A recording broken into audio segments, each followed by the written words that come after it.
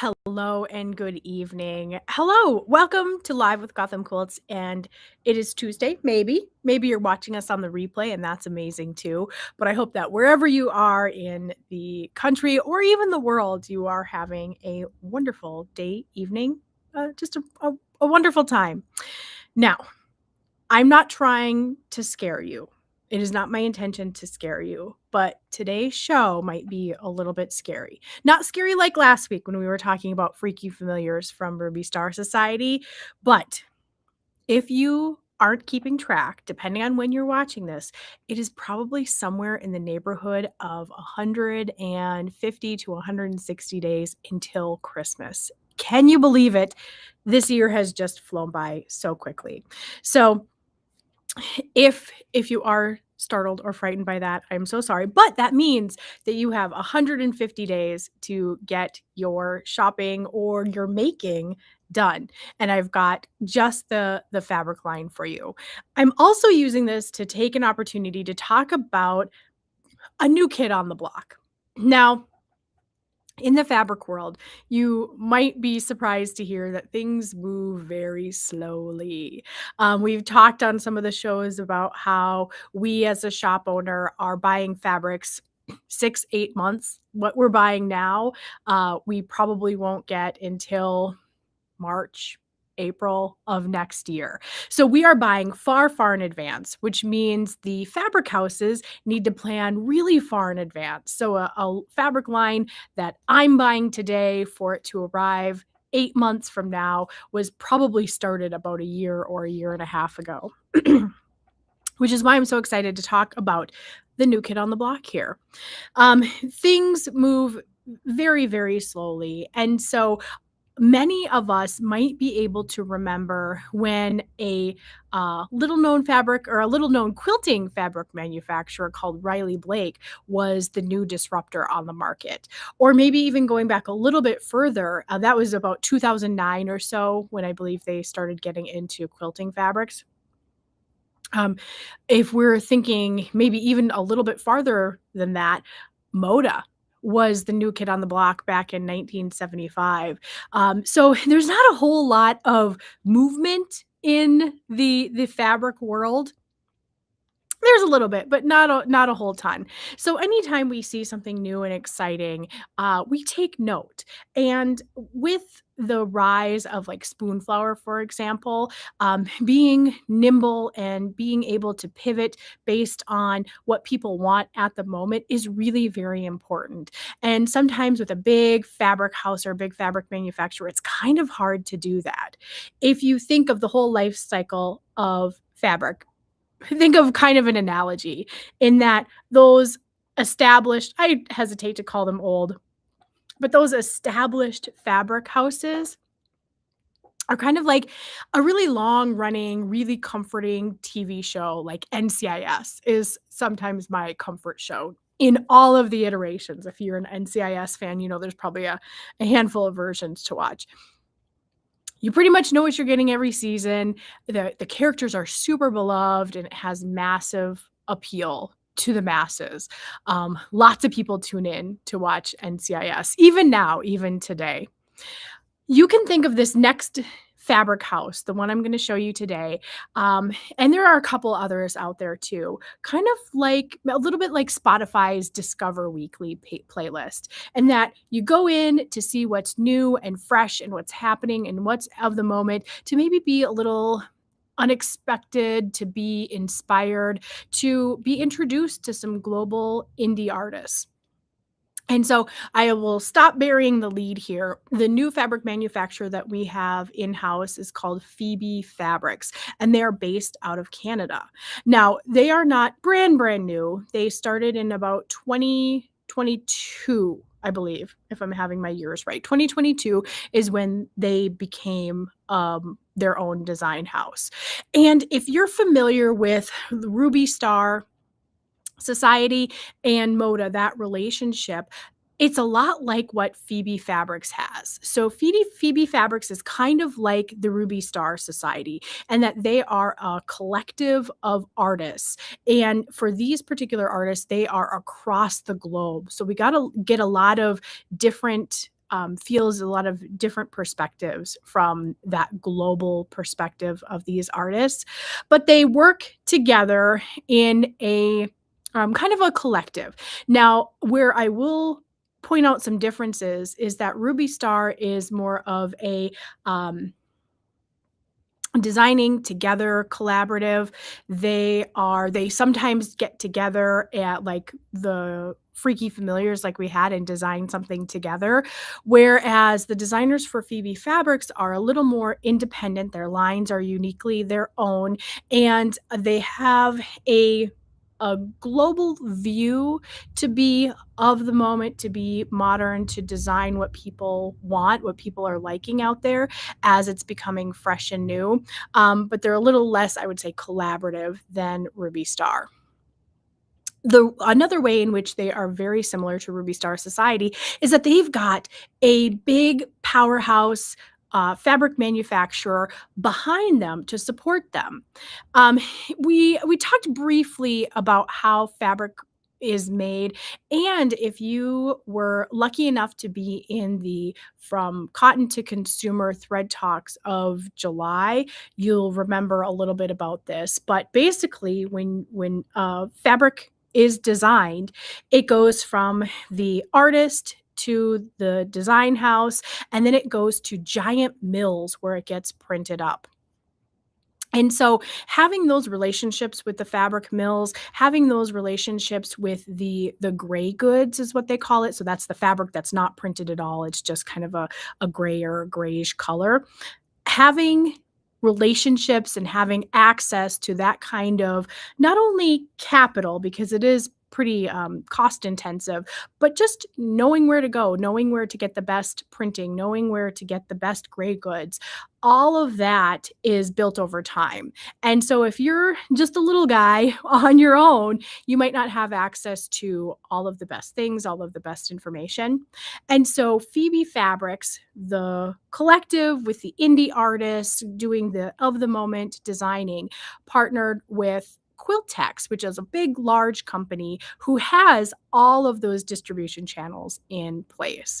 And so that is why they have the best of all of the worlds in that they are small, they are independent, they are nimble, but they are also able to tap into the knowledge and the pocketbooks of a bigger company that can help support them all the way, which is why I make that comparison of Ruby Star Society and Moda Fabrics.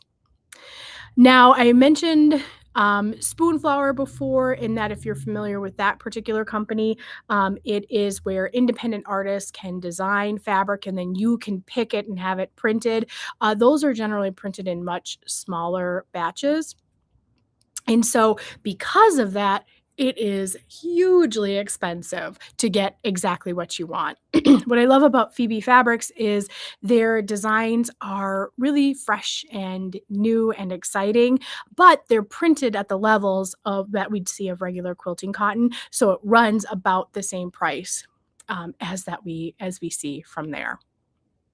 And I also really love that it is global designers. So you got a lot of indie designers who are able to share their point of view. So I think it's absolutely fantastic.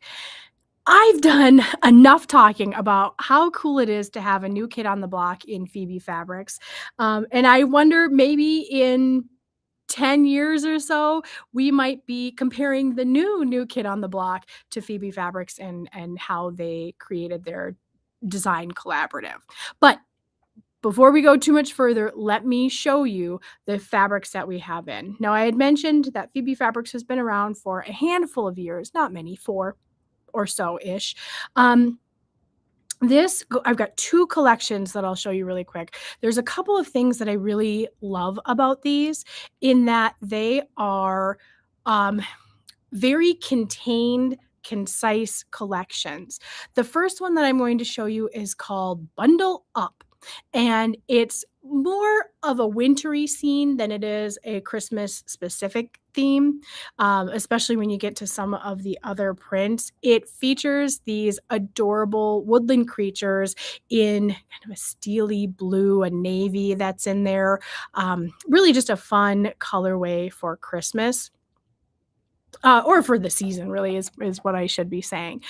If you want to check out these fabrics, we have yardage available and pre-cuts. You can scan that QR code. But what I was talking about is that these collections are really very, um, I will say you see a lot of self-control in this.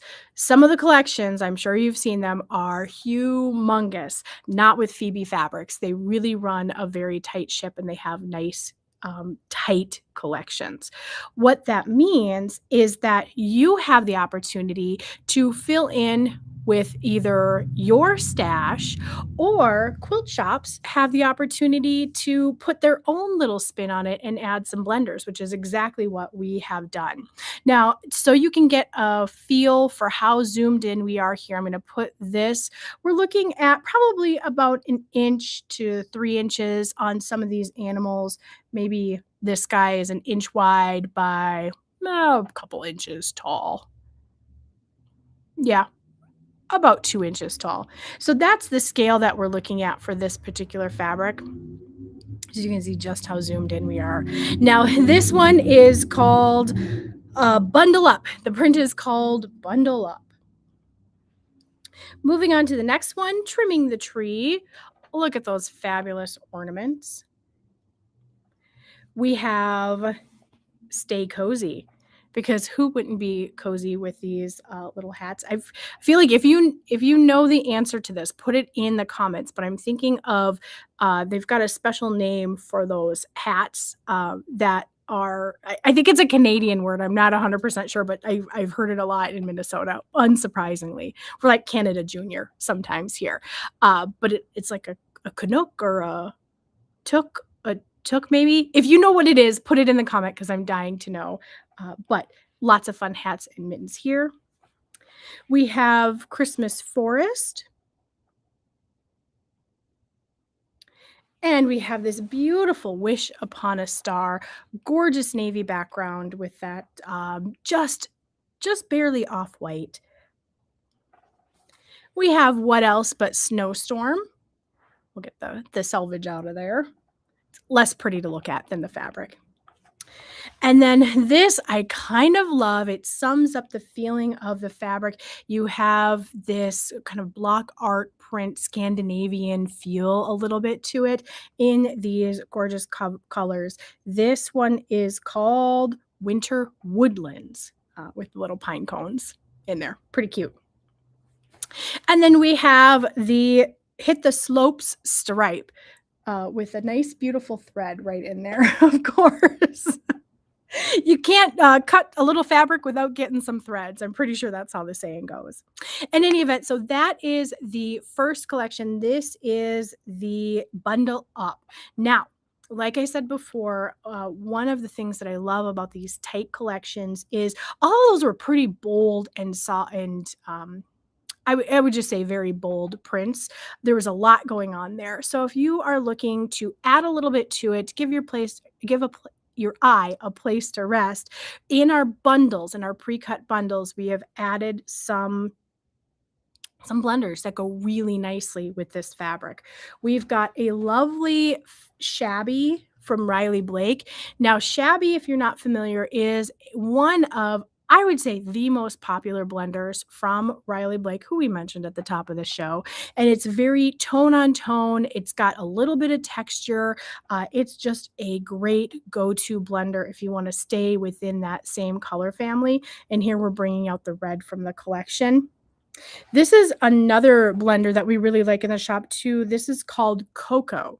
Now, if you are enjoying any of these blenders, remember that you can get all of these in multiple different colors from gothamquilts.com. So if you are a blender person, if you're looking for something to match with what you've got or with what you're buying, head over to our website and check that out. We have Chalk and Charcoal. This is another great blender too. It's got a lot of texture in there. This is a line from Robert Kaufman. This is the color Dolphin. And then this one, you're going to get a little sneak peek of the fabric that's coming up next, but I'm going to fold this so that you can see this last one. And this is going to be in the collection for Bundled Up. we'll get that up there. So, oh, look at that. Not too bad at all. And just because it's a white on white, I wanted to fold it so that you can see that texture. But we've got teeny tiny little snowballs here, the white on white dots. So if you are looking for the pre-cuts for the bundle up, we call it the bundle up plus, this is going to be 12 fabrics altogether. So a really great start to any project that you're working on. We have that in both the fat quarters, and then also you might remember these apple peels, which are going to be we generally cut them about 6.5 inches by an entire width of fabric. So a really lovely way to get a lot of the collection all together. And so there's the apple peel. Now, this next collection happens to be by the same designer, if you could believe it. She really hit it out of the park with this. This is Hang Tight Studios designed both of these. This next collection has a slightly different feel. This one's called Deck the Halls. And let's get started with the print for it all. This is Deck the Halls. And look at that fun mid-century modern feel. Now, this is, we probably should have had this on our quilting debate show a couple of weeks ago, but I'd be interested to hear what you have to say about this. Pink and Christmas. Is it a go or a no-go? Are you okay with, or do you like even some pink with your Christmas fabric, or is that just thumbs down, not interested? No surprise here, I happen to quite enjoy pink and Christmas, especially in this application. Some of the pinks are not super well done, but this one, I think it really adds a lot to it. This mid-century modern feel is very of the moment, very timely. It's hard to say this mid-century modern feel is very timely. I don't miss the irony in that, but especially for a Christmas line, I think it just looks lovely. So we've got Deck the Halls is the print here. Really nice scale for that too. We have Tree Trimming Party is what this one is called. Isn't that lovely? This one is fantastic. Look at these kind of mid-century modern candy canes, a little bit like the boomerangs that you'd see in linoleum tables. Am I thinking? Yeah, linoleum, I think is what I'm thinking of. We have Christmas merriment, and who doesn't love some words in there? We've got Christmas merriment, Stardust. We have Christmas garland. Now look at that beautiful citron color. Almost a chartreuse, I would say, maybe a little bit more clear than a chartreuse. Just a really lovely color with all of the swooping garland. And we have Making Spirits Bright. So if you're comparing this to the first one, the Tree Trimming Party, I think is what it was called. Yeah, these are a little bit scaled down. So I'll compare that. Oops, I just lost my pile of fabric here. I'll compare that with this guy here, and you can see that these ornaments here in this line, or in this one that's called Making Spirits Bright, just a little bit smaller than what you see on the front one, which is another great sign of a good fabric collection when you have different scales of fabric. And then the last one, you're going to get a hoot out of this one. Look at those cheeky little Santas. This one is called Tis the Season. Tis the Season with those smiling Santas. Now with this, we picked out a handful of blenders. Same thing before. Now we've come to the end of the collection proper, and we've added a couple that we think would look really great. We've got 4 of the blenders that go along with the 8 of the prints of the line. Another one of the Coco by Michael Miller, kind of reminiscent of Coco Chanel, which is where the name comes from, but just really nice all over blender. We have another cocoa in the color cranberry, so leaning into the red and the pink together.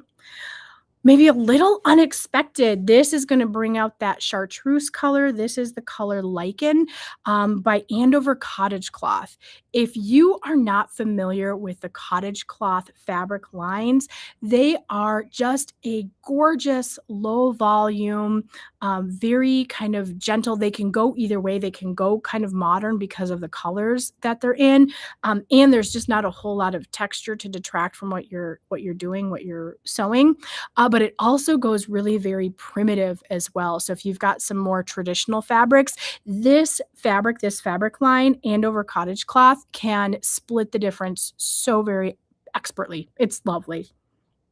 And then last but not least, we have here another Riley Blake fabric. This one is called grass cloth. And so it feels a little bit like the cocoa, but less prescribed, I guess. We'll say that. I'll put them next to each other here so that you can see what we're looking at. It's just less obvious, a little more subtle with the Riley Blake grass cloth. And then right over here is the Cocoa by Michael Miller. So they kind of fit the same bill a little bit, but this one does, the grass cloth does look just a little more gentle, a little less obvious, maybe more into the background. So those are, oh, you know what? I should go back to this and I'll show you all said and done. We've got fat quarters for this guy as well. And then we also have our apple peel. I totally forgot about that one with those candy canes right on the outside. So if nothing else, just pick up a couple of yards of that candy cane fabric and it will be fantastic. So yeah, lovely, lovely collection. Let's see here. So that is Phoebe Fabrics. Now, we mentioned about just the pure design aspect of it, how it is a global collaborative environment that people design in. But the other thing I want to point out is that all of the fabrics from Phoebe Fabrics are Oeko-Tex certified.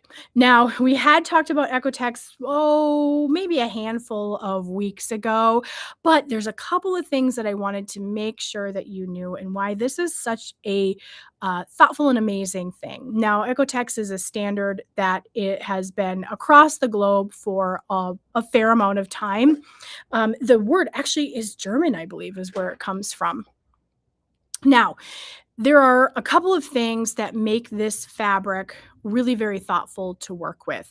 It has to do with the certification of the inks and the processing that go around the fabric. What it's assuring to you is that the inks are non-toxic, they're not going to hurt you, and also any finishing that goes onto the fabric is free of formaldehydes and phthalates and all of those other icky things that have been either proven to cause serious health issues or haven't yet been proven, but there's a suspicion of that. So the fabric for Oeko-Tex certification has been rigorously tested by an independent third party. So outside of the manufacturer, outside of the distributor, it has been tested by a third party and proven free from over 1,000 toxic chemicals and carcinogens. Over 1,000. I find it a little bit surprising that there's even that many chemicals that could possibly be in the fabric that we use. And so why does it matter? You know, you as a sewer are probably not going to put the fabric in your mouth or the finished quilt in your mouth. But think of who we give our quilts to. Most gifts are given to babies, right? And so this Oeko-Tex certification means that a baby they test it. They actually test it. They call it the saliva test. They actually test it for if a baby were to put this in their mouth, is any of the ink going to come off? Are any of the finishing chemicals going to come out? It sounds kind of funny to say they're looking for this saliva test, but it really just means that if you make a baby quilt and that baby will inevitably chew on the corner of this quilt, that zero toxic dyes are leaching into their system. And that really is what it's all about. But think about it, even if you're not giving a quilt to a baby or anybody who might want to put this quilt in their mouth, we're not going to judge it. Think about it. You are touching this fabric for, depending on how long it takes you to make your quilt, you know, 5, 10, 100 hours, depending on the complexity. You touch this fabric for hours upon hours.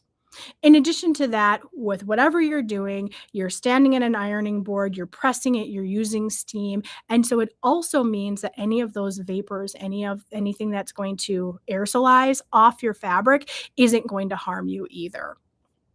So it really is an important certification. It's a certification that we're seeing a lot more of, and I just am thankful that Phoebe Fabrics is the kind of shop that's important too. So with that, I thank you all for your time, for joining us on this amazing Tuesday or whenever you're watching us. I hope you found a little something to love in both the Bundle Up collection and the Deck the Halls. Both I thought were very cute and very lovely. And we are so happy to be able to feature a small fabric manufacturer that is bucking the system. They're bucking tradition. They're trying a different new way to do things and to bring you all the things that you want to see in a timely fashion.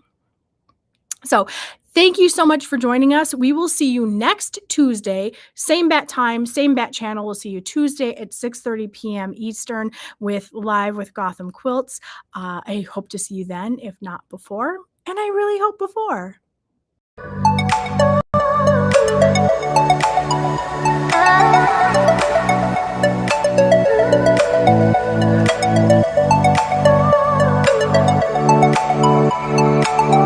you.